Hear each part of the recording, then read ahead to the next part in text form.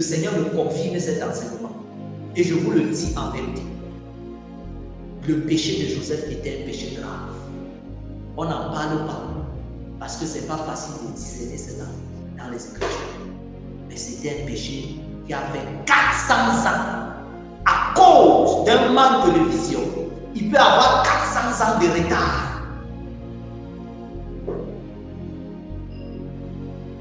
À cause d'un manque de vision, il peut avoir 400 ans de retard. Sur le plan divin, que Dieu nous pardonne. Que Dieu nous pardonne. Alléluia. Est-ce que tu veux que le Seigneur t'aligne sur ta vision? Le but de la prophétie, c'est de vous aligner à la volonté de Dieu pour vos vies. Le but de la prophétie, c'est de vous aligner à la volonté de Dieu, au fonctionnement de Dieu, à la pensée de Dieu. Est-ce que vous comprenez?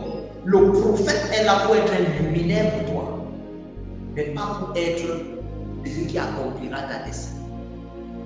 Ce n'est pas un prophète qui ramassera le manteau pour toi. Ce sera à toi de ramasser le manteau. Il peut ouvrir la scène, il peut te montrer de loin le chemin, mais c'est toi qui dois arriver, c'est toi qui dois marcher, c'est toi qui dois courir. Est-ce que je me fais bien comprendre, mes bien-aimés?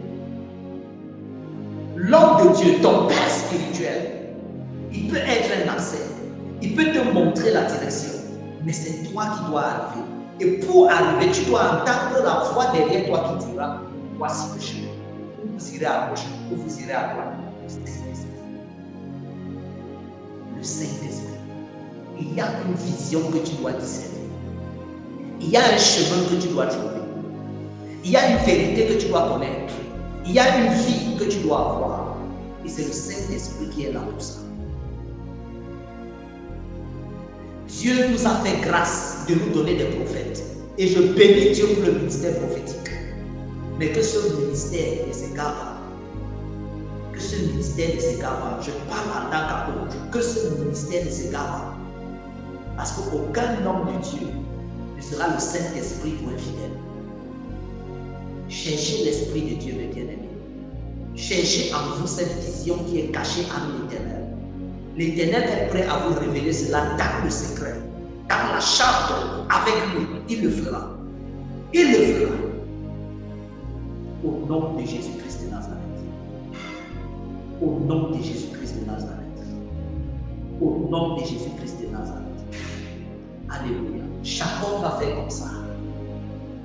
Pour montrer quoi? Pour montrer à Joseph que ta récompense n'est pas encore là. Il faut poursuivre. Alléluia. Je ferme cette page. Qu'est-ce qu'il faut donc que vous compreniez, mes bien-aimés? Joseph avait péché. Et Joseph avait péché parce que il s'est conforté dans sa situation. Et c'est ce qui est arrivé avec plusieurs membres d'Israël. Ils étaient déjà dans le confort, au point d'oublier Dieu. Alors quand Dieu veut les délivrer, qu'est-ce qu'il fait? Il va endurcir le cœur de Pharaon. Si tu te posais la question, pourquoi Dieu a endurci le cœur de Pharaon? Sache que Dieu a endurci le cœur de Pharaon pour montrer sa puissance au peuple d'Israël qui n'avait plus besoin de Dieu. Il n'avait plus besoin de Dieu. Il mangeait bien la viande des Égyptiens. Il buvait bien le vin des Égyptiens. En réalité, ils étaient même déjà compromis. Je ne vous parle pas de 40 jours. Je ne vous parle pas de 40 ans. Je vous parle de 400 ans. 400 ans de bon plaisir, de ventre plein. Tu oublies la vision, frère. Tu oublies la vision.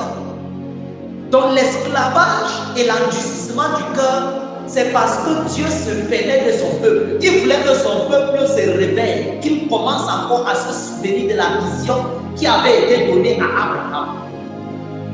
Et le peuple n'avait plus le souvenir de la vision. Voilà pourquoi Dieu va dire à Moïse, va dire que c'est le Dieu qui s'appelle Jésus t'a envoyé.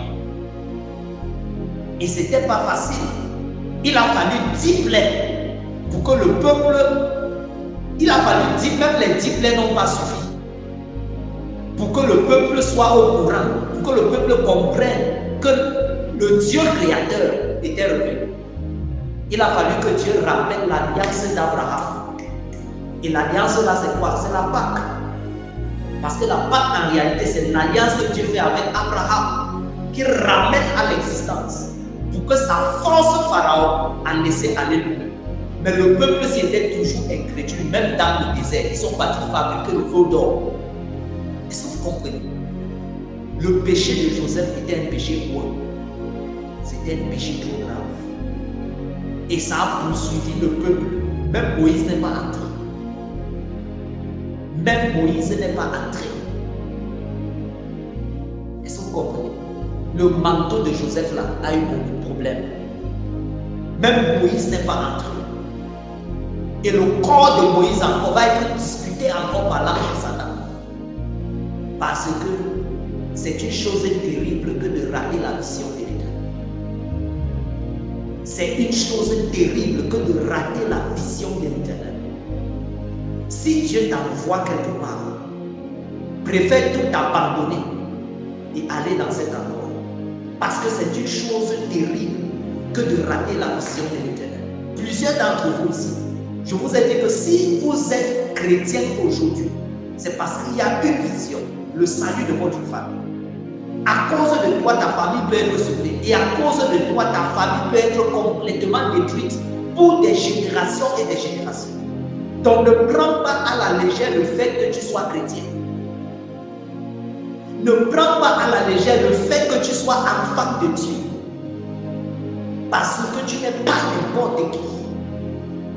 Tu n'es pas n'importe qui. Il y a une vision qui s'attache à toi, que tu dois accomplir. Ne joue pas. C'est pour ça que je disais quoi? La Bible déclare que celui qui se confie en l'Éternel, il trouve en son cœur les chemins tout tracés. Confiez-vous en l'Éternel. Confiez-vous en l'Éternel. Il y a une vision que tu dois accomplir. Qui que tu sois ici, ce n'est pas seulement l'affaire des pasteurs, c'est aussi ton affaire. Donc l'intimité avec Dieu doit être la chose que nous désirons le plus dans ce monde. La chrétienté, c'est enseigner les gens à être intimes de Dieu, pas intimes des prophètes. Je vous ai dit tout à l'heure que le prophète a son rôle, mais le Saint-Esprit a un rôle impératif, sans laquelle personne ne verra Dieu et personne n'accomplira sa mission. Le Saint-Esprit. Oh, ça a la grosse mal. L'accomplissement de la deuxième vision. Je n'ai même pas encore envie de vous dire qu'en cette époque-là, en Égypte, il y avait le Dieu soleil, il y avait le Dieu de la lune. Tous ces dieux-là étaient en Égypte. Donc, dominer sur ces dieux-là, c'était de faire quoi? D'engloutir Pharaon et toute son armée dans l'eau. Vous comprenez? Donc, celui qui a accompli la deuxième vision qui avait été donnée à Joseph, c'est Moïse. C'est Moïse qui porte le manteau maintenant de Joseph pour accomplir quoi? La prophétie qui avait été faite à Joseph. Or, Joseph s'est arrêté en chemin à cause du confort. Au point où il a appelé Ephraïm le récompense et il a appelé Manassé le premier oubli. Maintenant, vous allez comprendre pourquoi Jacob a fait les mains comme ça. Pourquoi Jacob fait les mains comme ça?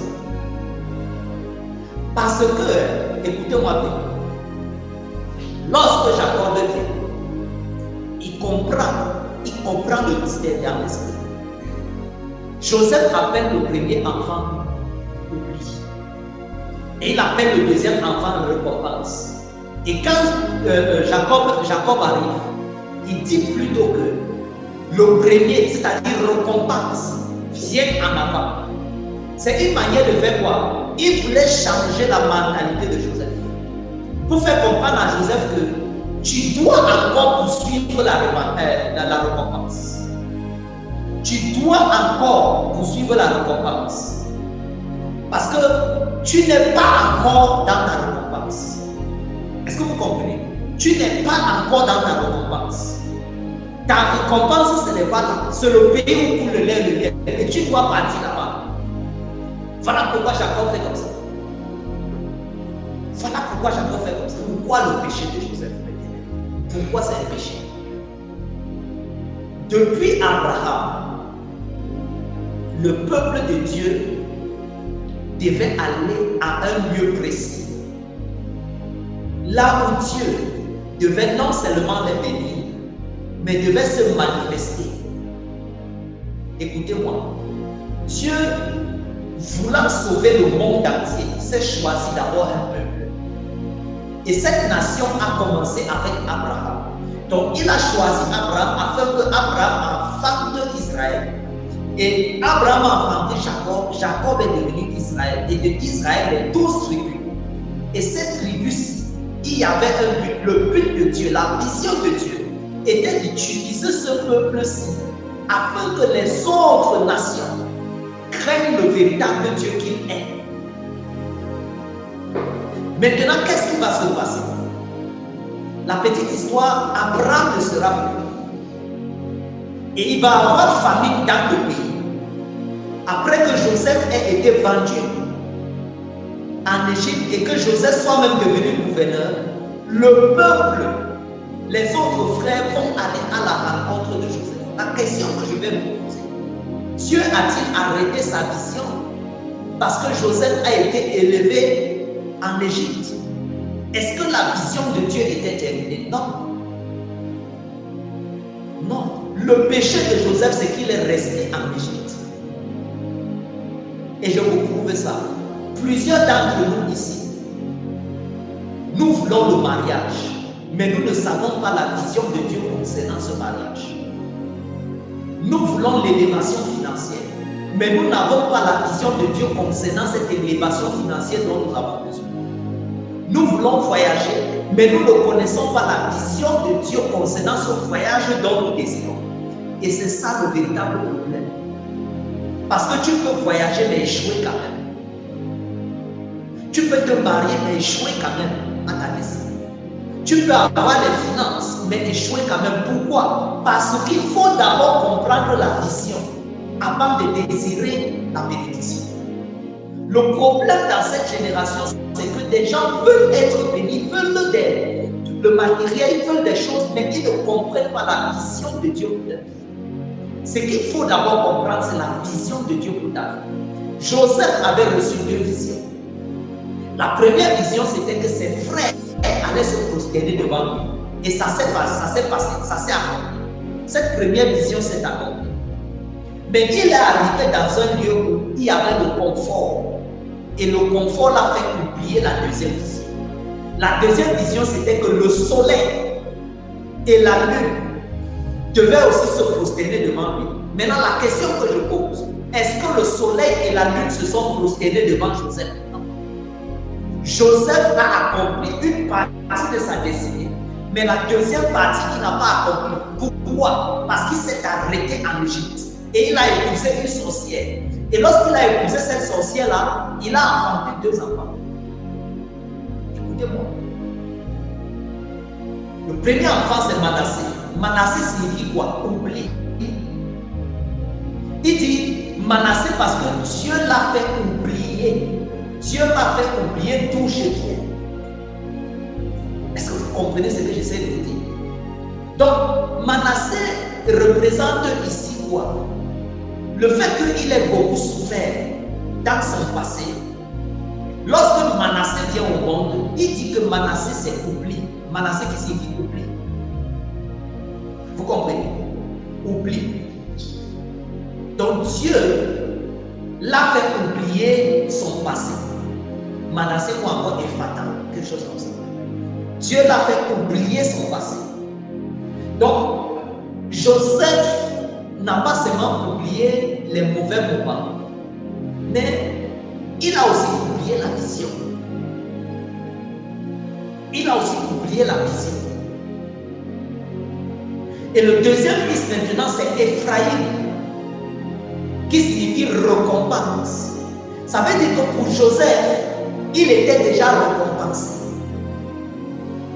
Or, l'objectif de Dieu, c'était que Joseph soit puissant en Égypte, certes, mais pas que le peuple de Dieu reste à Goshen. Parce que Goshen n'était pas l'habitation des fils de Dieu. Leur habitation, c'était Canaan.